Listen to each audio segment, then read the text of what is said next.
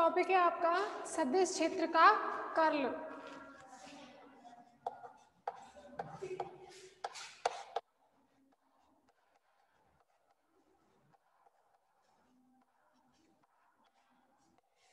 सदिश क्षेत्र का कर्ल। तो देखो, आपने कोई सदिश क्षेत्र ले लिया ए वेक्टर, तो इसको प्रदर्शित करते हैं हम कर्ल ऑफ ए वेक्टर। ठीक है, तो कर्ल ऑफ ए वेक्टर क्या होता है, इसकी परिभाषा क्या है? सदिश क्षेत्र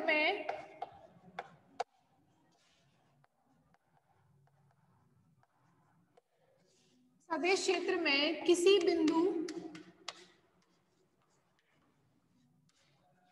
P पर सदिश क्षेत्र का कर्ल, सदिश क्षेत्र हमने ले लिया ए वेक्टर का कर्ल उस बिंदु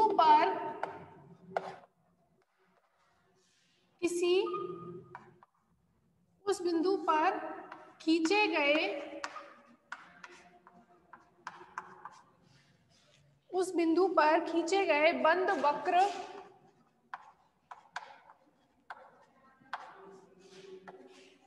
प्रति एकांक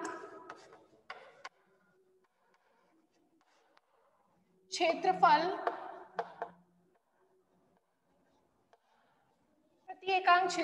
सदिश क्षेत्र के रेखा समाकलन के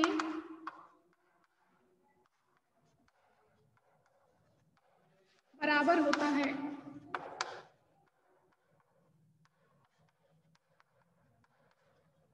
ठीक है, तो कर्ल ऑफ ए वेक्टर परिभाषा अनुसार क्या हो जाएगा?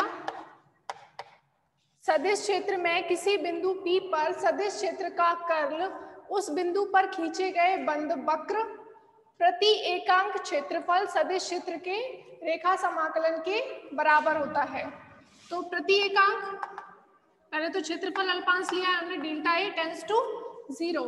प्रति एकांक क्षेत्रफल सदिश क्षेत्र के रेखा समाकलन के बराबर होता है। हमने ये ले लिया बंद वक्र C, सदिश क्षेत्र का रेखा समाकलन क्या होगा? A dot dl। ठीक है, और कर्ल ऑफ ए वेक्टर की दिशा के अंतरिक्ष यदि एकांक सदिश है n कैप, तो ये हो जाएगा आपका n कैप। ठीक है, जैसे देखो हमने कोई है पॉइंट यहां बता देते हैं,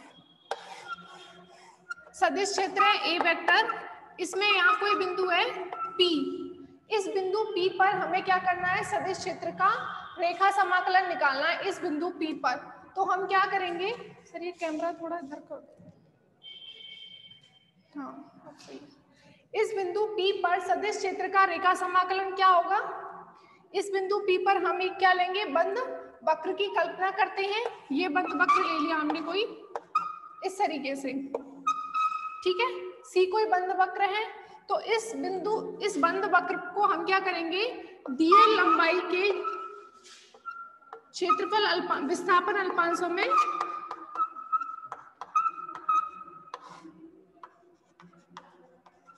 इस पूरे बंद वक्र को क्या करेंगे? हम डीएल लंबाई के विस्थापन अल्पांशों में विभाजित करेंगे। जैसे ये कोई डीएल अल्पांश ले लिया, फिर ये डीएल अल्पांश, ये डीएल अल्पांश, तो डीएल1, डीएल2, डीएल3 बहुत सारे अल्पांशों में विभाजित करेंगे।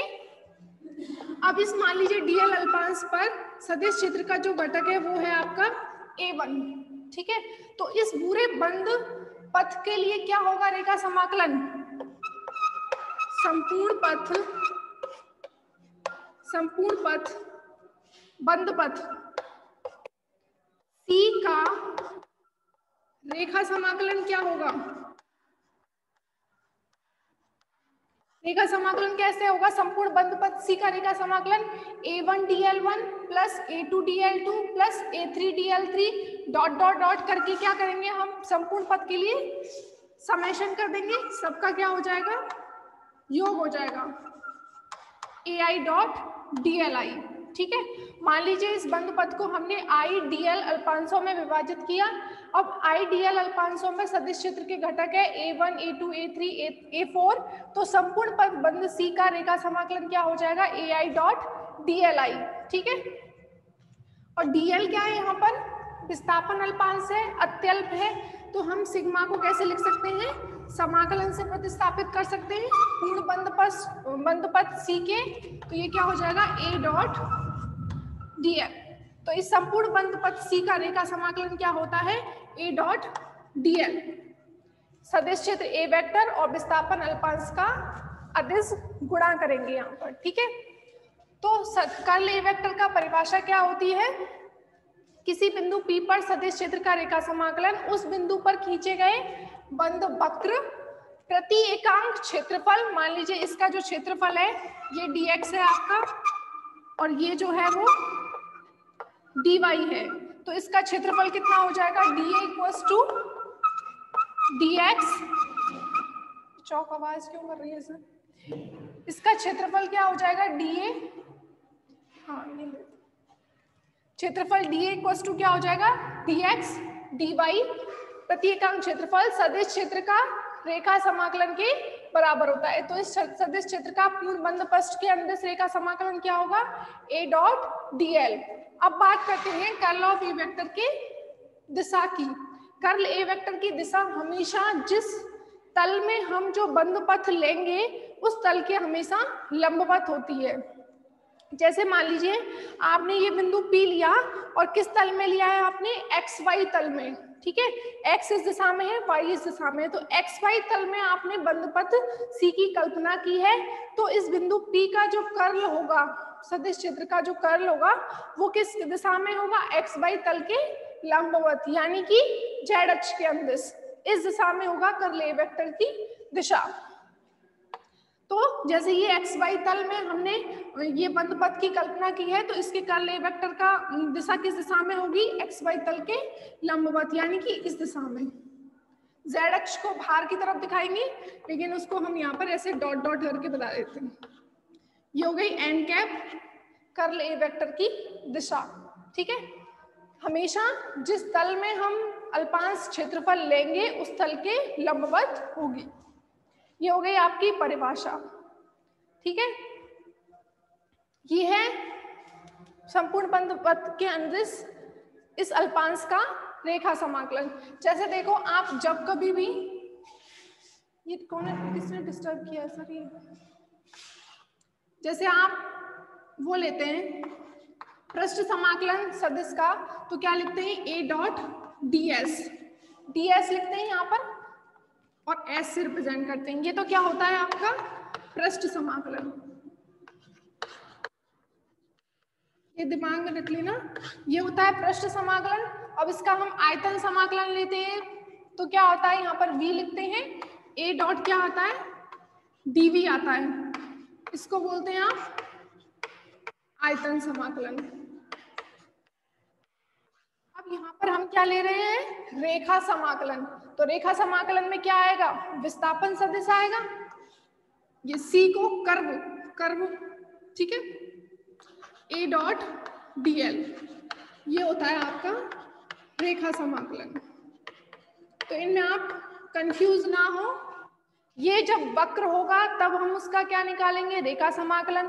पृष्ठ होगा तो क्या निकालते हैं, पृष्ठ समाकलन। और उसका कोई आयतन होता है तो क्या निकालते हैं, आयतन समाकलन। यहाँ DV आता है या DS आता है, यहाँ विस्थापन अल्पांश DL आएगा, ठीक है।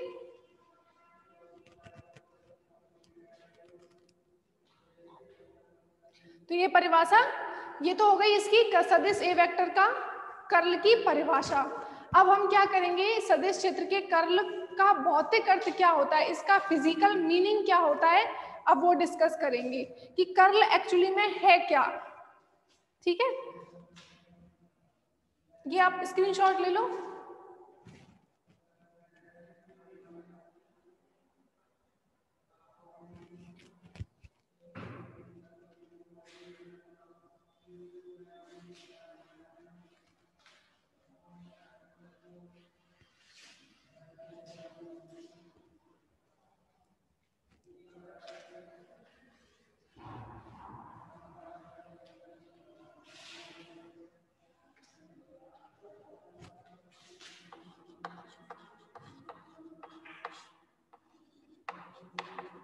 सदिश क्षेत्र के कर्ल का भौतिक अर्थ। देखो कर्ल का जो कर्ल होता है इसका हिंदी में मीनिंग भी क्या होता है आपका, घूर्णन होता है। तो जो कर्ल है उसका सीधा संबंध जो है आपका घूर्णन से है। तो सदिश क्षेत्र का कर्ल यानी कि घूर्णी सदिश, ठीक है। तो कर्ल का जो सीधा संबंध है वो घूर्णन से है, रोटेशन से है। तो यहाँ पर हम पढ़ रहे हैं सदिश का कर्ल यानी कि सदिश का रोटेशन या सदिश का घूर्णन। तो इसके लिए फॉर एग्जांपल जैसे हमने डाइवर्जेंस में लिया था वही एग्जांपल लेते हैं, द्रव का प्रवाह, ठीक है। क्योंकि डाइवर्जेंस और कर्ल दोनों ही हम सदिश क्षेत्र के लिए निकालते हैं, और द्रव का प्रवाह यानी कि जो द्रव का वेग होता है वो भी कैसी राशि होती है, सदिश राशि होती है। तो वेग सदिश यहाँ पर सदिश क्षेत्र ले सकते हैं आप, ठीक है। जैसे देखो ये कोई द्रव का प्रवाह, द्रव प्रवाहित हो रहा है जिसका वेग है आपका v, और वो है आपका कांस्टेंट है, ठीक है। सभी जगह पर जो द्रव का ये एक सदिश है, वेग सदिश है, और जो v वेक्टर है उसका परिमाण भी देखो सभी के लिए समान है, सभी जगह समान है, और उसकी दिशा भी एक जैसी है। तो यहाँ पर क्या है कि वेग सदिश का परिमाण और दिशा सभी जगह क्या है, एक समान है। ये जो परिमाण है वो सब जगह समान है और दिशा भी एक ही दिशा में।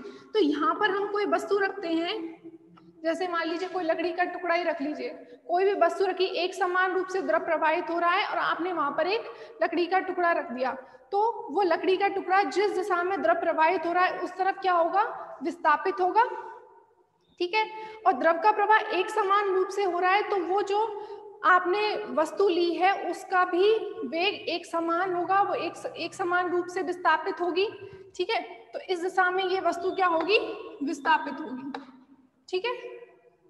तो यहाँ पर इस वस्तु का कोई घूर्णन नहीं होगा, ये सीधी सीधी जैसी है वैसी ही निकलती जाएगी। तो इस कंडीशन में कर्ल ऑफ v वेक्टर क्या होगा आपका, 0 होगा, ठीक है। अब दूसरा केस ऐसा लेते हैं, दूसरा केस लेते हैं जहां पर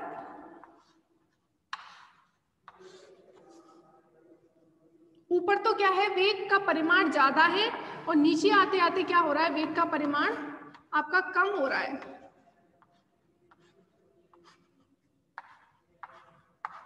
इस तरीके से है, ठीक है। ऊपर देखो वेग सदिश का परिमाण, ये परिमाण है आपका ज्यादा है, नीचे आते आते वेग का जो परिमाण है वो कैसा होता जा रहा है आपका, कम हो रहा है। दिशा एक समान ही है लेकिन परिमाण क्या है, कम होता जा रहा है। तो अब यहाँ पर आप यही वस्तु यहाँ पर रखेंगे तो क्या होगा, जैसे मान लीजिए द्रव का प्रवाह ऐसे हो रहा है, ऊपर जो है तो द्रव का प्रवाह ज्यादा है और नीचे क्या है, द्रव का प्रवाह कम है। तो जिस तरफ ज्यादा होगा तो कोई वस्तु रखेंगे, यहाँ पर द्रव का प्रवाह ज्यादा है और यहाँ पर कम है, तो द्रव की वजह से वो वस्तु ऐसे हो जाएगी, ऐसे थी, यहाँ पर द्रव का प्रवाह ज्यादा है और यहाँ पर कम है द्रव का प्रवाह, तो वो वस्तु ऐसे मुड़ जाएगी। तो स्थिति क्या होगी इसकी, जब यहाँ पर वेग का परिमाण ज्यादा है तो वस्तु कैसी हो जाएगी, देखो कुछ इस तरीके से हो जाएगी। पहले यहाँ थी, ये मान लीजिए इसका गुणन हो गया थीटा, ठीक है। ये वस्तु इस तरीके से थी, ऊपर वेग का परिमाण ज्यादा है और नीचे वेग का परिमाण कम है, इसलिए जिस तरह वेग का परिमाण ज्यादा होगा, प्रेशर ज्यादा होगा, वो वस्तु क्या होगी, इस तरीके से टिल्ट हो जाएगी। मान लीजिए ये एंगल है थीटा, तो यहाँ पर वेग सदिश क्या क्या हो रहा है, घूर्णन हो रहा है। तो यहाँ पर कर्ल ऑफ v वेक्टर कितना होगा, कुछ धनात्मक मान आएगा कुछ, ठीक है। और ऐसा भी ले सकते हैं आप, जैसे मान लीजिए ऊपर तो है वेग का परिमाण कम और नीचे आते आते वेग का परिमाण हो रहा है आपका ज्यादा, ठीक है। तीसरी स्थिति ऐसे ले ली आपने, जहां पर ऊपर क्या है, वेग कम है और नीचे क्या है, वेग ज्यादा है, तो ज्यादा प्रेशर आएगा तो वस्तु ऐसे हो जाएगी, ठीक है। तो यहाँ पर ये वस्तु रखी थी, अब ऊपर वेग का परिमाण कम है, नीचे ज्यादा है, तो नीचे प्रेशर ज्यादा होगा और वस्तु ऐसे हो जाएगी, तो ये इसकी स्थिति हो जाएगी ऐसे, और पहले ये ऐसे थी, तो ये एंगल थीटा हो गया। तो यहाँ पर भी कर्ल का मान क्या होगा, कर्ल ऑफ बी वेक्टर का मान कुछ धनात्मक मान आएगा। तो ये तीनों स्थिति आपने पढ़ी, जब द्रव का परिमाण और दिशा एक समान है, हर जगह पर एक समान है, तो वहां पर कोई भी वस्तु आप रखेंगे तो वो बिना विस्थापित तो होगी, लेकिन उसमें कोई घूर्णन नहीं होगा, और जहां घूर्णन नहीं होगा इसका मतलब वहां पर कर्ल नहीं है, कर्ल ऑफ वी वेक्टर का मान क्या हो जाएगा, 0 हो जाएगा। ठीक है, जब परिमाण कहीं पर ज्यादा है कहीं पर कम है तो वो वस्तु क्या करेगी, घूर्णन करेगी, और जहां पर घूर्णन होगा वहां पर कर्ल ऑफ वी वेक्टर का मान धनात्मक आएगा। ठीक है, ये दोनों चीजें पढ़ ली। अब उसके अलावा एक और चीज, जैसे भंवर धाराएं, भंवर धाराएं क्या होती है, जैसे द्रव के लिए ही ले लें, आपने एक टब है उसमें आपने पानी भरा हुआ है, टब या कोई भी बाल्टी जिसमें पानी भरा हुआ है, अब आप उसमें नीचे एक छेद कर देते हैं, तो छेद करेंगे तो पानी क्या है, नीचे से निकलेगा, और ऊपर जो द्रव, जो टब की ऊपरी सतह है जिसमें पानी भरा हुआ था, उसके ऊपरी सतह पर पानी कैसे होता है, ऐसे गोल गोल होता है कि नहीं होता, देखा है आपने, एक टब है पानी भरा उसमें, और उसमें नीचे एक छेद कर दिया, तो नीचे से क्या है, पानी निकलेगा, और द्रव की ऊपरी सतह पर क्या होगा, ऐसे गोल गोल भंवर धाराएं उत्पन्न होती हैं। तो वो जो द्रव का प्रवाह ऐसे रोटेट होता है इस तरीके से, उनको बोलते हैं हम द्रव की भंवर धाराएं। तो वो स्थिति क्या होती है, वो जैसे मान लीजिए इस तरीके से द्रव प्रवाहित होता है द्रव की सतह पर, देखा है आपने, तो इनको बोलते हैं आप भंवर धारा।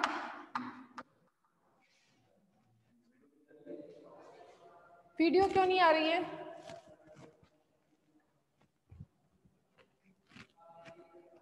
बाकी सबको आ रही है वीडियो, 1% को है जो उसको वीडियो ही दिखाई नहीं दे रही है, बाकी सबको आ रही है,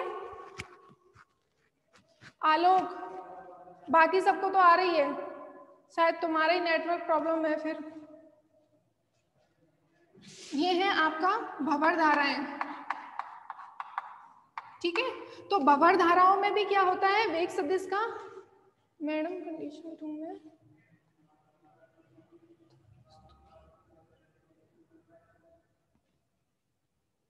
वस्तु 180 डिग्री पर हो, अच्छा ऐसे हो तल में, तब वस्तु की गति किस प्रकार की होगी। ठीक है, जब वस्तु ऐसे तल में रखी हुई है और वेग का परिमाण जो है आपका ऊपर नीचे अलग अलग है, यहाँ पर परिमाण ज्यादा है यहाँ पर कम है, तो भी वस्तु इस तरीके से घूर्णन करेगी इधर उधर। ठीक है, आप बोलना चाह रहे हैं कि वस्तु को हम ऐसे परपेंडिकुलर ना रख के हम उस वस्तु को उसके प्रवाह के तल में रखते हैं, तल में रखते हैं, तो उस केस में भी क्या होगा, उसका इधर उधर ऐसे घूर्णन होगा, तो भी कर्ल वी वेक्टर का मान धनात्मक वैल्यू आएगी। ठीक है, चलो अब ये बता रहे थे भंवर धाराओं में भी क्या होता है, वेग ऐसे ऐसे, वेग सदिश इस तरीके से होता है, रोटेट होता है, तो वहां पर भी कर्ल ऑफ वी वेक्टर का मान क्या होता है, एक परिमित मान आता है। ठीक है, तो ये आपको मैंने बताया था कि कर्ल का फिजिकल मीनिंग क्या होता है, आप जनरल उसको देखते कैसे हैं। ठीक है, अब हम पढ़ेंगे कि सदिश क्षेत्र के कर्ल का कार्तीय निर्देशांकों में मान। ठीक है, ये समझ में आ गया, स्क्रीनशॉट ले लो चाहो तो।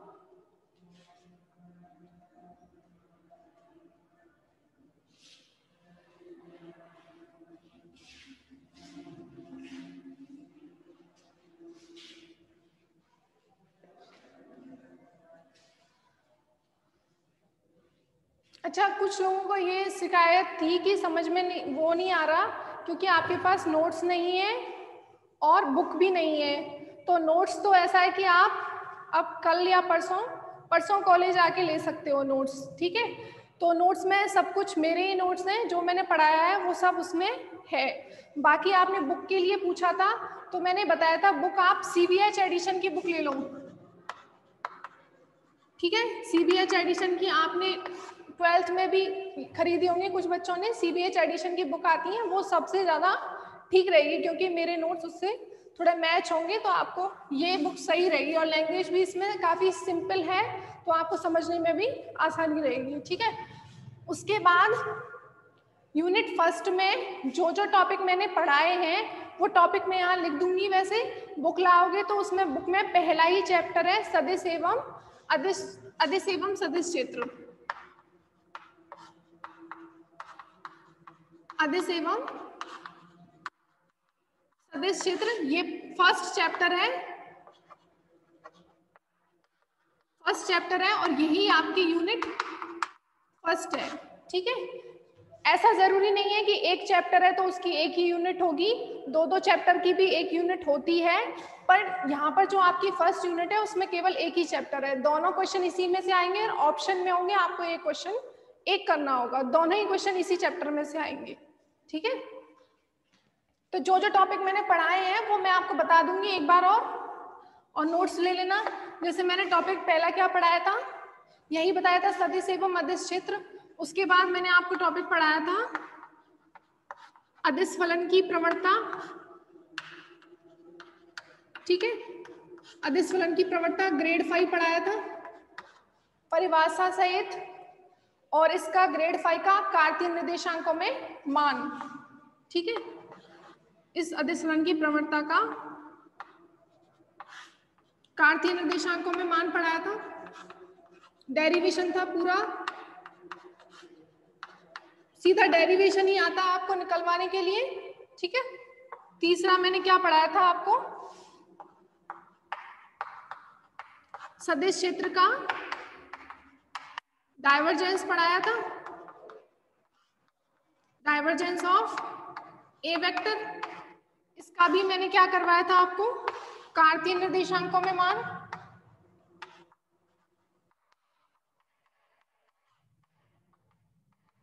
सदिश क्षेत्र के डाइवर्जेंस का कार्तीय निर्देशांकों में मान निकलवाया था। और क्या पढ़ाया है, गॉस डाइवर्जेंस प्रमेय, इंपॉर्टेंट है ये, गॉस डाइवर्जेंस सभी इंपॉर्टेंट है इस चैप्टर में। गॉस डाइवर्जेंस का मान, गॉस डाइवर्जेंस प्रमेय। ठीक है, ये पढ़ाया है। और क्या पढ़ाया है, गॉस के नियम का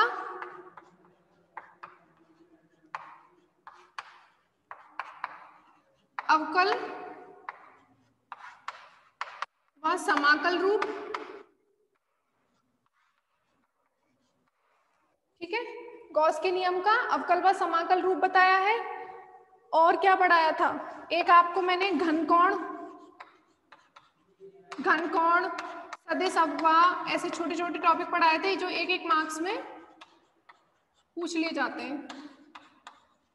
घनकोण का मात्रक रह गया था, मात्रक होता है आपको स्टेरेडियन।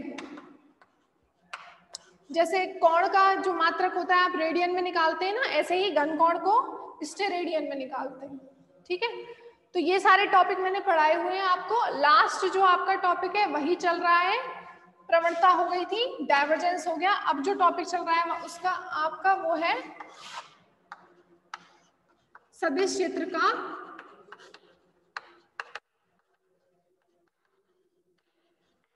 कर्ल, यानी कि कर्ल ऑफ ए वेक्टर। ठीक है, इसका भौतिक अर्थ मैंने आपको बता दिया है, डाइवर्जेंस का भी मैंने भौतिक अर्थ बताया था। ठीक है, डाइवर्जेंस का भौतिक अर्थ बताया था आपको। यहाँ पर सदिश क्षेत्र की कर्ल की परिभाषा हो गई, उसका भौतिक अर्थ हो गया।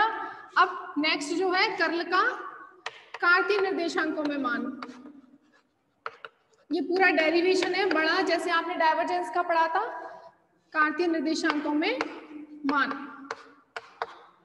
अब ये रह गया है लास्ट टॉपिक आपका। उसके बाद ये यूनिट आपकी खत्म है। एक स्टॉक का कर्ल प्रमेय और है, तो वो इससे रिलेटेड है। तो मेन जो है आपका सदिश क्षेत्र का कर्ल रह गया है, डाइवर्जेंस और प्रवणता हो चुके हैं। मेन ये तीन ही चीजें हैं इसमें, और वो अब ये कंप्लीट हो जाएगा बुधवार तक। ठीक है, उसके बाद आप नोट्स ले लो, बुक में भी सब कुछ लिखा हुआ है फर्स्ट चैप्टर में, आपको कोई दिक्कत नहीं होगी। ठीक है, वीडियो देखने के बाद आप बुक में से भी पढ़ेंगे तो समझ में आ जाएगा। और उसके बाद न्यूमेरिकल है, डाइवर्जेंस, प्रवणता और कर्ल पर से ही रिलेटेड है, तो आप वो क्वेश्चन भी कर सकते हैं फॉर्मूले लगा के। ठीक है, इसका स्क्रीनशॉट ले लो चाहे तो।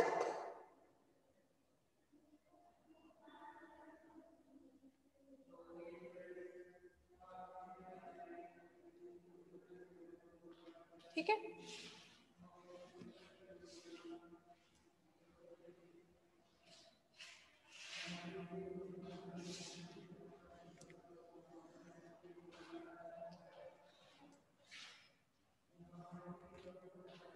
सदिश क्षेत्र के कर्ल का कार्तीय निर्देशांकों में मान।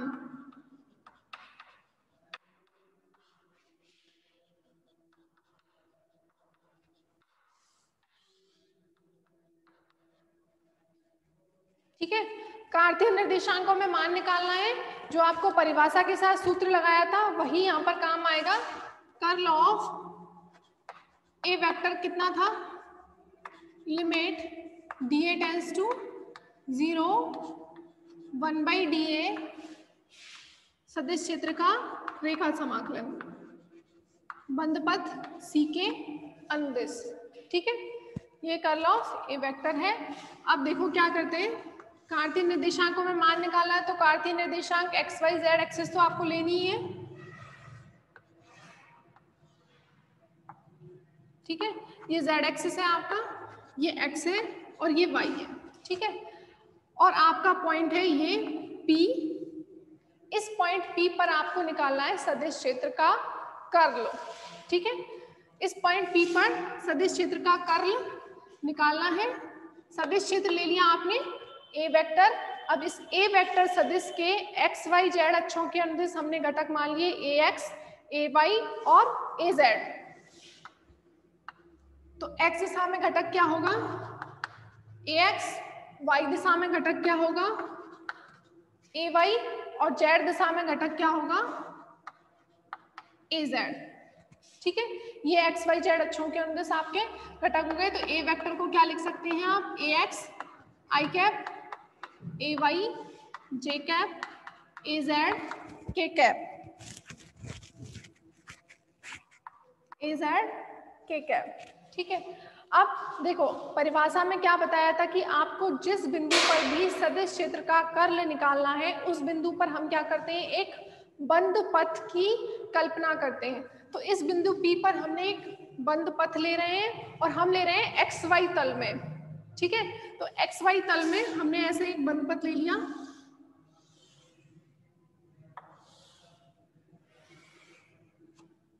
ठीक है, आयताकार बंद पथ ले लिया हमने। ये सेम है, ऊपर नीचे थोड़ा सा और नीचे कर।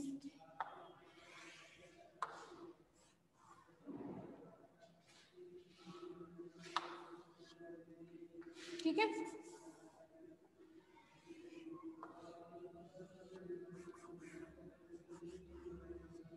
एक्स वाई तल में ले रहे हैं तो एक तो ये हो गई एक्स अक्ष के अंदर ये वाली भुजा हो गई, इसकी dx मान लीजिए, क्षेत्रफल अल्पांश लिया है हमने dx, और ये एक्सिस हो गई आपकी y पर dy।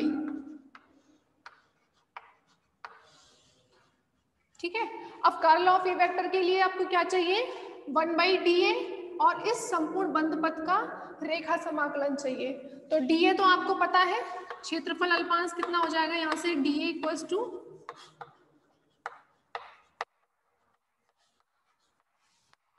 dx dy। अब हमें क्या निकालना है, इस बंद पथ C के अंदर हमें रेखा समाकलन निकालना है। ये बंद पथ C है, इसको नाम दे दो आप K L M N। ठीक है, तो